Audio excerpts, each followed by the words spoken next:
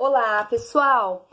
Hoje eu não vou fazer um resumo muito grande da última leitura não, porque na verdade a gente vai continuar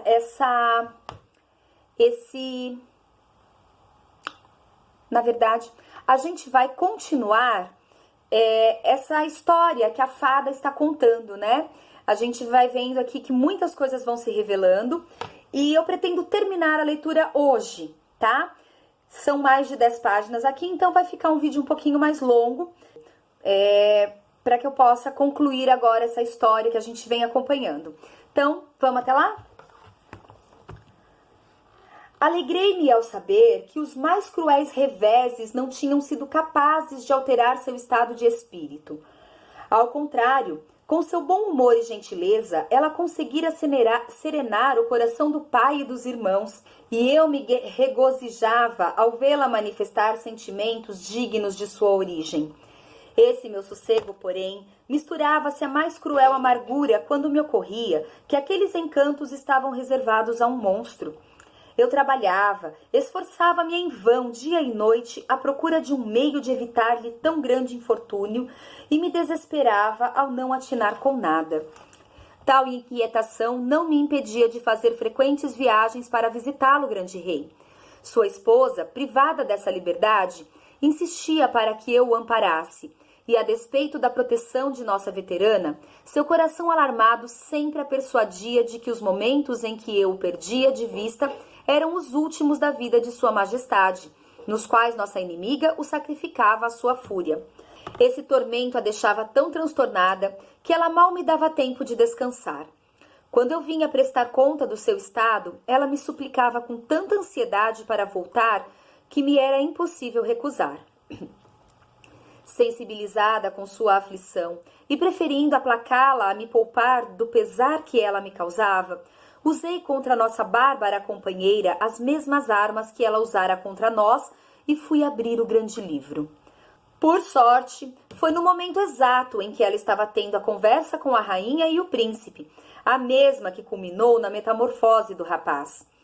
Não perdi uma só palavra, e meu júbilo foi extremo ao descobrir que, para executar sua vingança, sem saber, ela neutralizava o malefício que a Mãe dos Tempos nos lançara ao condenar Bela a unir-se a um monstro. Para cúmulo da sorte, ela acrescentava a isso circunstâncias tão vantajosas que parecia estar agindo expressamente e na única intenção de me agradar, pois dava à filha de minha irmã uma chance de revelar-se digna de proceder do mais puro sangue das fadas. Um sinal, um gesto ínfimo, exprime entre nós mais do que um mortal levaria 3 dias para desfiar. Com um olhar de desdém, emitiu uma única palavra. Foi o suficiente para demonstrar à Assembleia que a sentença de nossa inimiga havia sido pronunciada por ela mesma ao decretar a prisão de minha irmã 10 anos antes. Na idade desta última, as fraquezas do amor são mais naturais do que no ocaso da existência de uma fada de primeira ordem. Falo dos golpes baixos e más ações que haviam acompanhado aquele amor antediluviano. Ocorreu-me que, se tantas infâmias permanecessem impunes, teríamos motivos para afirmar que as fadas só estavam no mundo para desonrar a natureza e afligir o gênero humano. Apresentando-lhes o livro, concluí meu ríspido pronunciamento com uma única palavra: vejam. Nem por isso ela foi menos poderosa. Além do mais, eu tinha amigas, jovens e veteranas, que trataram a velha apaixonada como ela merecia. Ela havia falhado em desposá-lo, e a isso acrescentamos a desonra de dar-lhe tratamento idêntico ao dispensado à rainha da ilha bem-aventurada, minha irmã, rebaixando-a na ordem. Essa assembleia foi realizada enquanto a fada má estava com a senhora, rainha e seu filho. Assim que ela apareceu entre nós, comunicamos-lhe o resultado. Depois disso, fechando o livro, desci precipitadamente das regiões médias dos ares, onde se situa nosso império, para lutar contra o efeito do desespero no qual a senhora estava prestes a mergulhar. A viagem não demorou mais do que o meu lacônico discurso, e cheguei a tempo de lhe prometer meu socorro. Eu tinha 1000 razões para isso. Dirigindo-se ao príncipe, a fada disse: suas virtudes e infortúnios, as vantagens que eles proporcionavam a Bela, me faziam ver em você o monstro que me convinha. Só vocês pareciam dignos um do outro, e eu não duvidava que, quando se conhecessem, seus corações se fariam justiça mútua. E voltando-se para a rainha: Sua Majestade sabe o que fiz desde então para alcançar isto e os meios pelos quais forcei Bela a se dirigir àquele palácio, onde a visão do príncipe e o convívio com ele, do qual eu fazia desfrutar em sonho, geraram o efeito que eu desejava. Os sonhos fizeram-na se apaixonar sem fraquejar em sua virtude e sem que essa paixão diminuísse o dever e a gratidão que aprendiam ao monstro. No fim, felizmente, levei todas as coisas à sua perfeição. Então prosseguiu: Sim, príncipe, não tem mais nada a temer da parte de sua inimiga. Ela foi despojada do poder que possuía e nunca mais terá condições de prejudicá-lo com novos bruxedos. Você cumpriu exatamente as condições que ela impusera. Caso contrário, elas subsistiriam a despeito da eterna degradação de sua algoz. Você despertou o amor sem o auxílio de sua inteligência e de sua origem. E você, Bela, está igualmente livre da maldição que a Mãe dos Tempos lhe lançou. Aceitou tomar como esposo um monstro. Ela não tem mais nada a exigir. Tudo agora aponta para a felicidade de vocês. A fada se calou, e o rei, lançando-se a seus pés, replicou: Grande fada, como eu poderia lhe agradecer por todas as dádivas com que agraciou minha família? A gratidão que sinto por suas mercês é infinitamente maior do que o meu poder de expressá-la. Contudo, augusta irmã, acrescentou, justamente porque tem esse título me sinto incentivado a lhe pedir outros favores. E apesar das dívidas que já tenho, não escondo que minha felicidade não será completa enquanto estiver privado da presença de minha querida rainha.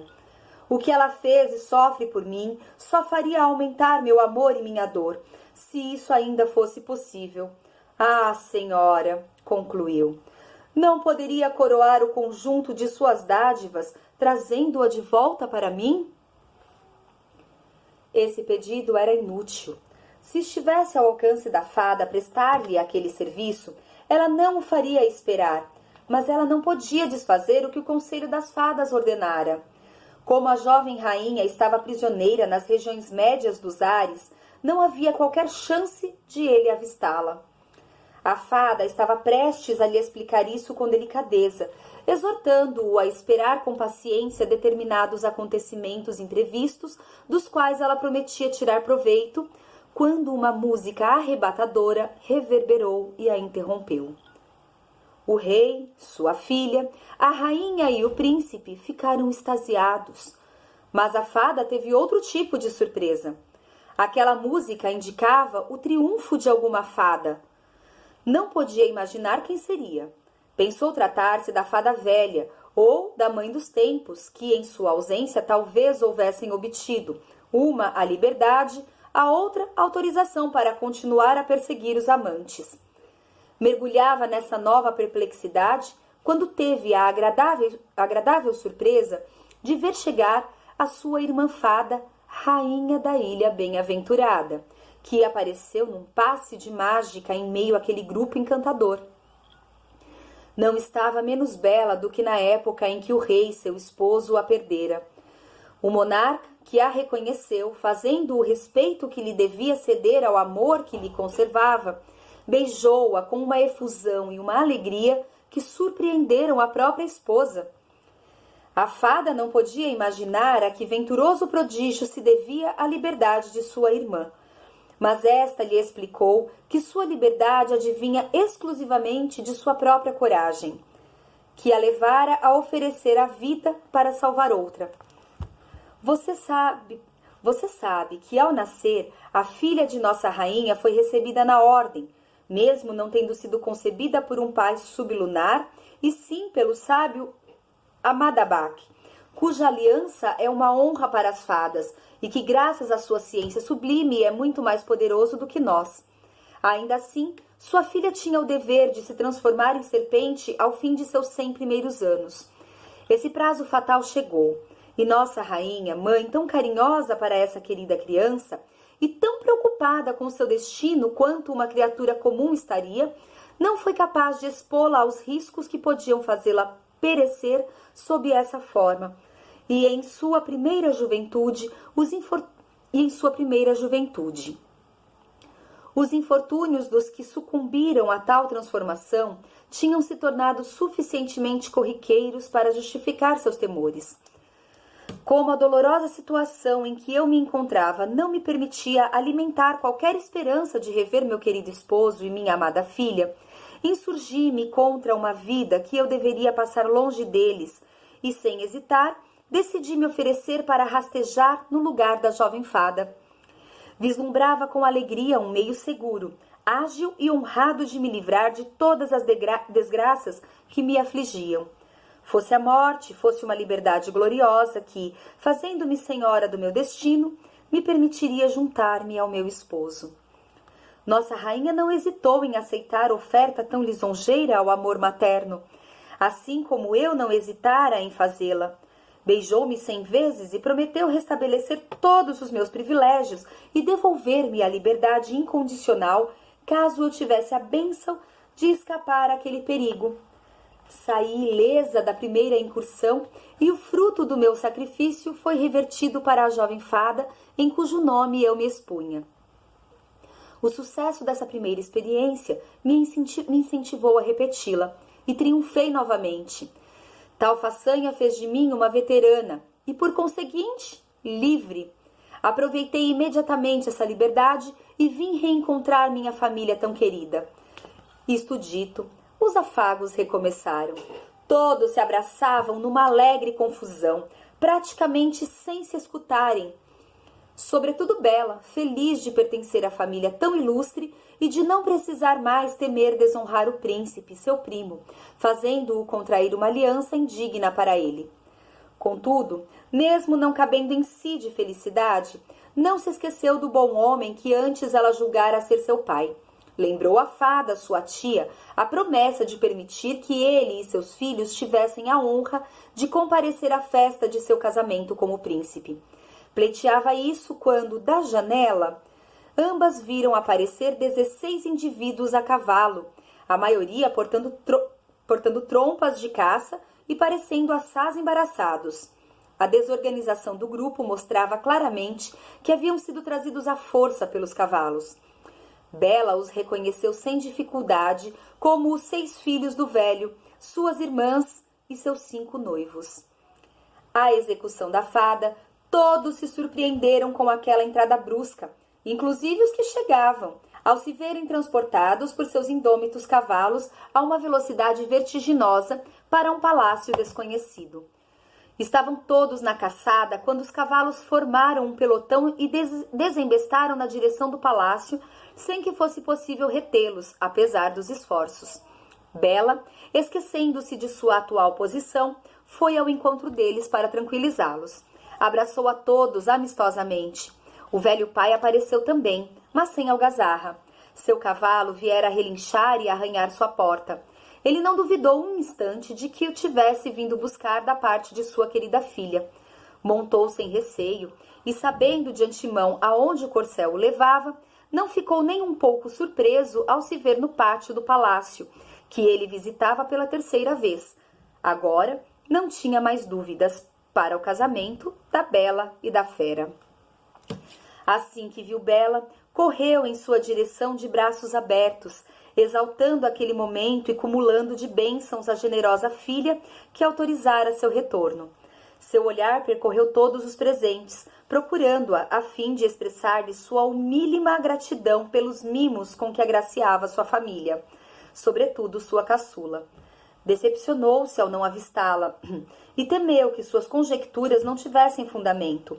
A presença de seus filhos, entretanto, o inclinava a crer que pensara corretamente, pois eles não teriam sido atraídos para aquele palácio caso não se tratasse de uma festa solene, como deveria ser aquele casamento. Enquanto refletia, o bom homem não deixara de estreitar Bela em seus braços carinhosamente, molhando seu rosto com as lágrimas que sua alegria o fazia derramar. Após dar um tempo para aquelas justas efusões, a fada lhe disse: Basta, velho, não convém fazer tantos carinhos numa princesa. Já é hora de, parando de vê-la como pai, saber que esse título não lhe pertence. Agora deve reverenciá-la como sua soberana, pois ela é a princesa da Ilha Bem-Aventurada, filha do rei e da rainha que tem diante de si e futura esposa desse príncipe. Eis a rainha mãe do príncipe, irmã do rei. Sou uma fada, sua amiga e tia de Bela. Quanto ao príncipe, acrescentou, percebendo que o bom homem não despregava os olhos dele. O senhor o conhece mais do que supõe, embora seu aspecto não seja mais o de quando o conheceu. Ele é a própria fera. Diante de notícias tão fabulosas, o pai e os irmãos exultaram. As irmãs, por sua vez, roendo-se de inveja, tentaram disfarçá-la sob o véu de uma simulada satisfação, mas não enganaram ninguém. Todos, entretanto, fingiram acreditar em sua sinceridade. Quanto aos seus noivos, cuja esperança de seduzir Bela lhes virara a cabeça e que só haviam reatado seus compromissos ao se verem rechaçados, não sabiam o que pensar. O comerciante não reprimia as lágrimas, sem saber se eram pelo prazer de ver a felicidade de Bela ou pela dor de perder uma filha tão perfeita. Seus filhos partilhavam os mesmos sentimentos. Bela, profundamente tocada com o testemunho de tamanha afeição, suplicou àqueles de quem então dependia, assim como ao príncipe, seu futuro esposo, que lhe autorizassem a reconhecer amor tão profundo. Seu pedido, revelando toda a bondade de seu coração, não caiu no vazio. Eles foram então cumulados de riquezas e, sob os bons auspícios do rei, do príncipe e da rainha, Bela continuou a chamá-los afetuosamente de pai, irmãos e até mesmo irmãs, embora ela não ignorasse que estas últimas não tinham seu coração do mesmo modo que não tinham seu sangue. Quis da mesma forma que todos continuassem a chamá-la pelo nome que lhe davam quando se julgavam de sua família. O velho e os filhos ganharam cargos na corte de Bela e gozariam continuamente da alegria de viver em sua companhia, ocupando posições suficientemente ilustres para merecerem a consideração geral. Quanto aos noivos das irmãs, cuja paixão teria facilmente renascido se não constatassem sua inocuidade, ficaram muito felizes de se unir às filhas do velho e se casarem com criaturas para com as quais Bela demonstrava tanta bondade. Como todos os que ela desejara presentes em seu casamento haviam chegado, este se realizou sem mais tardança. Durante a noite que sucedeu ao auspicioso dia, o príncipe não foi alvo do bruxedo entorpecedor a que sucumbira na noite de núpcias da fera. Os augustos festejos duraram dias e dias e só terminaram depois que a fada, tia da jovem esposa, advertiu-os de que já era hora de abandonarem aquele belo refúgio e retornarem a seus domínios para se deixarem ver por seus súditos. Era hora de lembrá-los de seus reinos e dos deveres indispensáveis que os chamavam. Maravilhados com aquele palácio, escravos do prazer de se amarem e de expressarem mutuamente esse amor, haviam se esquecido totalmente de suas responsabilidades como soberanos, assim como das tarefas que o trono pressupõe. Os recém-casados chegaram a sugerir à fada abdicarem e consentirem que ela dispusesse de seus postos em favor de quem julgasse mais adequado. Mas a sábia inteligência retrucou com veemência que era dever deles retornar à governança de seu povo, que conservava por eles um respeito inabalável. Embora cedendo a tão justas admoestações, o príncipe e Bela obtiveram permissão para visitar aquele palácio de vez em quando, a fim de relaxarem das tensões inerentes às suas funções, e que ali fossem servidos pelos gênios invisíveis e os animais que lhes haviam feito companhia nos últimos anos. Usufruíram sempre que puderam dessa permissão. Sua presença parecia embelezar o local. Todos acorriam para agradá-los. Os gênios aguardavam-no com impaciência e, recebendo-os com alegria, demonstravam de mil maneiras a satisfação que seu retorno lhes dava.